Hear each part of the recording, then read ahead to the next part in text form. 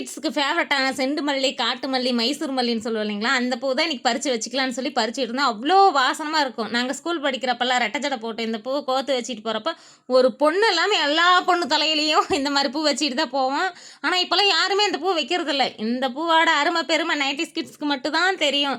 சரி காட்டுல போய் எல்லா வேலையும் முடிச்சிடலாம் அப்படின்னு சொல்லி போய் பார்த்தோன்னா, அங்க வந்து தம்பிங்க எனக்கு முன்னாடியே வேலை செஞ்சுட்டு இருந்தாங்க. சரி அம்மா வீட்டு வேலை செஞ்சுட்டு வருவாங்க. இன்னைக்கு நம்மளுக்கு லீவு தானேன்னு அவங்களும் ஹெல்ப் பண்ணாங்க. அதுவே எனக்கு ரொம்ப சந்தோஷமா இருந்துச்சு. பசங்களா இருந்தாலும் சரி, பொண்ணுங்களா இருந்தாலும் சரி, எல்லா வேலையும் கத்துக் குடுங்க. எந்த ஒரு வேலையும் தெரியாம இருக்கக்கூடாது இல்லைங்களா? அதனால நம்ம பெரிய தம்பியே சாணியெல்லாம் அள்ளிட்டு இருந்தான். சின்ன தம்பி மாடு, ஆடெல்லாம் பிடிச்சி கட்டிட்டு இருந்தான். சரி நம்மளுக்கும் கொஞ்சம் வேலை இருக்குது. இன்றைக்கி வேலைக்கு போகணுன்னு சொல்லியிருந்தாங்களா, கொஞ்சம் உடம்பு பரவாயில்லைங்க. அதனால வந்து நம்ம ஒரு நாளைக்கு 2 நாளைக்கு வீட்டில் இருக்கவே என்னால் சத்தியமா முடியல. அது கொஞ்ச நேரம் தூங்கினாலும் ஒரு 1 மணி நேரம் தூங்குவோம். அதுக்கு மேலலாம் நம்மளுக்கு தூக்கமும் வரமாட்டேங்குது. வீட்டில் இருக்கவும் முடியல. அதனால இன்னைக்கு வேலைக்கு போறதே ரொம்ப சந்தோஷமா இருந்துச்சு. இன்னைக்கு லெமன் பறிச்சுக்கிட்டு இருந்தாங்களா, ஒரே ஒரு பழம் மட்டும் தான் பெருசா இருந்துச்சு. குட்டி குட்டியா தான் இருந்துச்சு.